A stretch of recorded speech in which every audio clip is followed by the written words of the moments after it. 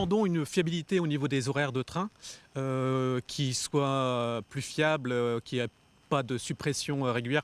Il y a des étudiants qui prennent le train, des usagers de tout temps. Ça incite les gens à prendre la voiture, c'est que c'est vraiment un peu dommage à l'époque actuelle où on a un problème au niveau écologique de pollution. C'est vraiment un souci très, très important pour les usagers. Au niveau de Sante, on n'a pas énormément de moyens à part la voiture. Il y a un bus qui arrive qui met à peu près 1 heure de trajet. C'est quand même quelque chose c'est problématique. Pourtant, on est qu'à 15 minutes de Lille.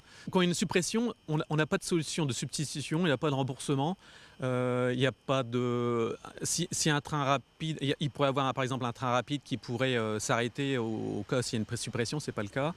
Après, un bus, disons, il n'y a pas de solution de contournement, de substitution s'il y a une suppression. À part prendre sa voiture. À part prendre sa voiture, et du coup, c'est la galère. Et certains n'ont pas 2 voitures, ont une voiture, ou ils n'ont pas le moyen, ils n'ont pas d'autre moyen que le train. Pour eux, c'est vraiment la galère. C'est très aléatoire. Des fois, on n'est pas au courant des suppressions. Parfois, un quart d'heure avant, parfois un quart d'heure après. C'est aléatoire. Je pense qu'il y a des problèmes de communication, d'information au sein de la SNCF, qu'il y a des choses qui sont à améliorer à ce niveau-là. Même à la gare, à un moment donné, notre gare n'est pas forcément souvent ouverte.